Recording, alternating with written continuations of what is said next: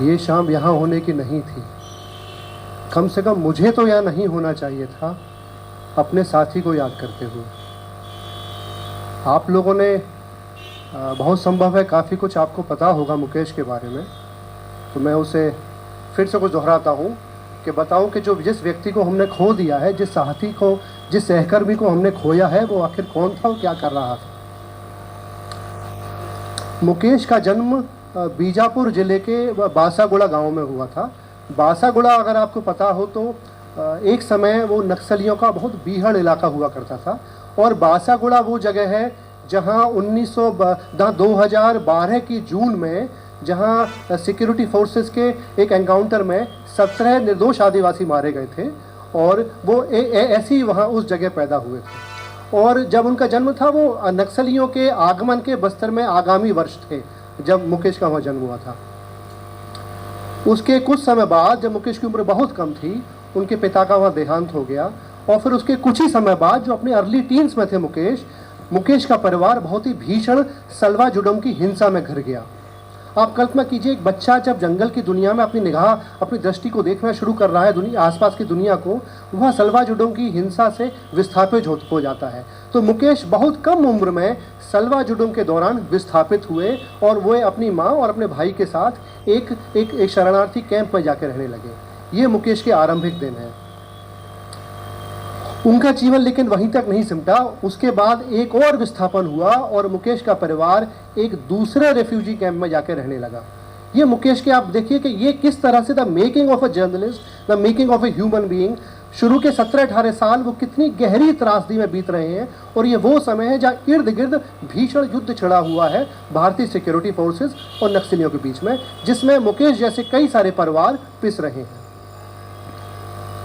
इसी दौरान कुछ एक साल बाद जब मुकेश की उम्र फिर से बहुत कम है, कुछ ज़्यादा नहीं है, मुकेश की माँ का भी देहांत हो जाता है कैंसर से। ऐसी स्थिति में आप कल्पना कीजिए कितना मुश्किल रहा होगा किसी करियर जैसी चीज़ के बारे में सोच पाना। लेकिन उस व्यक्ति के अंदर एक जज्बा था कि उन्हें लगा कि अगर मैं शायद कुछ कर सकता हूँ तो यहाँ की कहानियाँ, यहाँ की खबरें, इस जंगल के बारे में दुनिया को बता सकता हूँ। वहाँ से मुकेश के भीतर वो पैशन शुरू होता है। करीब 10 बरस मुकेश ने फ्रीलांस जर्नलिज्म की। रायपुर और दिल्ली के कुछ अखबारों, कुछ चैनल के लिए वो चुटपुट लिखा करते थे, जहां अक्सर उनके साथ होता था, जो आप सभी लोगों को पता है, उनकी बाईलाइन अक्सर लोग चुरा लिया करते थे। ये इतनी त्रासदी है छोटी जगहों के रिपोर्टर्स के लिए कि उनका काम होता है, इनपुट्स उनके होते हैं, वीडियोस उनके होते हैं, और उस वीडियो को, उस इनपुट को बड़े शहरों के राजधानी के पत्रकार उसको ट्वीट करके उसका अपना नाम कमा लेते हैं। आप जानते हैं कि वो वीडियो वो लोग व्हाट्सएप ग्रुप में शेयर करते हैं गुड फेथ के साथ, लेकिन उस वीडियो को यहाँ बैठा कोई इन्फ्लुएंसर अपने हैंडल से शेयर करता है, वो अचानक से भयंकर रूप से वायरल हो जाता है, और हमें नहीं मालूम पड़ पाता कि आखिर वो वीडियो आया कहाँ से था। वो वीडियो, वो जानकारी, वो सूचना मुकेश जैसे पत्रकार लाया करते थे। 10 बरस तक इस त्रासदी को झेलने के बाद कि जब वो लगातार देख रहे हैं कि मेरी आवाज़ की कहीं कोई वैल्यू नहीं है, तब मुकेश को लगा कि अब मुझे अपना YouTube चैनल शुरू कर लेना चाहिए। और ऐसे में मुकेश ने अपना YouTube चैनल शुरू किया, जिसे आप देख सकते हैं, शायद आपने देखा भी होगा, जिसका नाम है बस्तर जंक्शन।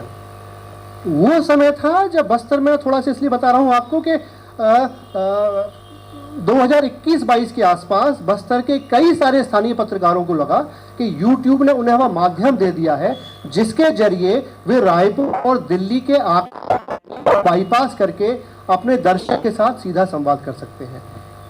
यहाँ से मुकेश की पत्रकारिता की एक सेकंड जर्नी, या कहें तो एक सेकंड इनिंग शुरू होती है, जहाँ से वे कहीं अधिक चर्चित हो जाते हैं। उनका चेहरा हम में से कई लोग जानने पहचानने लगते हैं। ये उनका ये दूसरी इनिंग है। इस दूसरी इनिंग में उनके साथ लेकिन कई सारी समस्याएं भी जुड़ जाती हैं, क्योंकि जितने वो चर्चित होते जाते हैं उतना ही उन पर स्थानीय पुलिस प्रशासन इत्यादि का दबाव आ जाता है। मैं आपको उदाहरण देना चाहूँगा। 2024 अगस्त में, यानी पिछले साल, मैंने मुकेश और एक और पत्रकार हैं बस्तर के, जिनका नाम है राजा राठौड़, उनसे मैंने अपने यहाँ दवायर हिंदी में मैंने खबर कमीशन करवाई थी। वो खबर उन्होंने करी।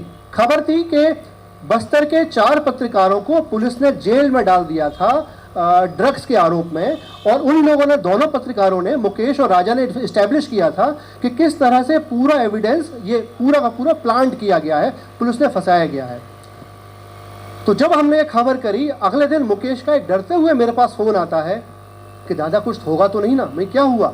उन्होंने बताया कि पुलिस अधिकारी ने, छत्तीसगढ़ के वरिष्ठ पुलिस अधिकारी ने उन्हें मैसेज भेजा है, जिसकी टोन स्वाभाविक रूप से डिसअप्रूविंग टोन थी। मुकेश ने मुझे वो स्क्रीनशॉट भेजा जो आज भी मेरे पास है। तो ये दैनिक स्तर पर वो व्यक्ति ऐसी धमकियां झेल रहा था। तो जो पिछले हफ्ते हुआ है उनके साथ, ये सिर्फ उस उन धमकियों का, उन परिस्थितियों का परिणाम था जो मुकेश या कई अन्य साथी वहां झेलते हैं। मुझे नहीं मालूम आप में से कितने लोग संपर्क में हैं बस्तर के साथियों से। मैं आपको बता सकता हूं, आज की तारीख में बस्तर का पत्रकार बहुत ही निरीह और निहत्था महसूस कर रहा है, डिफेंसलेस एंड वल्नरेबल। उसको लगता है कि उसे कहीं भी उठा लिया जा सकता है। यहाँ मैं एक बात और यहाँ कहना चाहूँगा, कुछ एक साथी ऐसे भी हैं जो कि बस्तर के स्थानीय पत्रकारों पर, एक उनकी इंटेग्रिटी पर कुछ डाउट्स कर रहे हैं। किसी ने मुझसे एक दिन, अभी मुझसे कल ही कहा किसी ने कि आखिर वो ठेकेदार के घर गए क्यों थे। हाँ, आपको पता होगा कि ठेकेदार के घर में उनकी बॉडी पाई गई। तो एक तरह से ये बताया जा रहा है कि पत्रकारों का दामन उतना उजला नहीं था जितना कि हम कुछ लोग प्रस्तुत करने की कोशिश कर रहे हैं। मैं आपको बताना चाहूँगा कि इन छोटी जगहों पर you can not have those standard that you have in Delhi. वहाँ जर्नलिज्म बहुत डिफिकल्ट है। आपको इतनी चाकू की नोक पर, तलवार की धार पर चलकर आपको पत्रकारिता करनी पड़ती है। तो अगर आप उन मानदंडों से अगर आप देखेंगे जिनसे हम और आप एक दूसरे को दिल्ली में रहकर, दिल्ली के सुविधाजनक माहौल में रहकर मुकेश को देख रहे हैं, एक दूसरे को परखते हैं, तो बस्तर में वो मानदंड लागू नहीं होंगे। बस्तर का जीवन एकदम भिन्न है, और इसीलिए मुकेश की जो मौत है वो दरअसल शहादत है। मुकेश की मृत्यु के बाद कुछ बस्तर के साथियों ने लिखा था कि बस्तर इज नाउ, मतलब जो जिस जगह पाई गई है, जहां उसकी body, that is a graveyard of journalism in Bastar. वो बस्तर में पत्रकारिता की कब्र है। अब ये हम सबके ऊपर हमारा दायित्व है जो यहाँ कहीं सुरक्षित माहौल में बैठे हुए हैं। अगर हमें बस्तर चाहिए, अगर हमें 40,000 किलोमीटर का, वर्ग किलोमीटर का एरिया चाहिए जो कि केरल से भी बड़ा है, अगर हमें उस जगह जो हो रहा है, वहाँ जो सिविल वॉर चल रहा है, वहाँ लोहे के लिए, आयरन ओर के लिए जो लूट चल रही है, अगर हमारे भीतर राजनीतिक चेतना है कि हम उन खबरों को जिंदा रखना चाहते हैं, तो हमें तुरंत उन जगहों पर रिपोर्टिंग करनी शुरू होगी। मैं आखिरी बात कहकर खत्म करता हूँ। बहुत लंबा समय नहीं हुआ है, देश के कुछ बहुत अच्छे युवा पत्रकार अंग्रेजी अखबारों ने भेजे हुए थे। रायपुर में रहकर वो नियमित रूप से इस पूरे एरिया को कवर किया करते थे। पिछले 4, 5, 6, 7, 8 साल से एकदम सन्नाटा छा गया है। हमारे पास बस्तर की कोई ऑथेंटिक रिपोर्टिंग नहीं है आज की तारीख में। हमारे पास एकमात्र जो इनपुट्स मिलते हैं वो बस्तर के कुछ, यही मुकेश जैसे लोगों के मिलते हैं। हमारा कोई अपना व्यक्ति, दिल्ली का रहता हुआ व्यक्ति, उन्होंने Bastar, they have abandoned Bastar completely.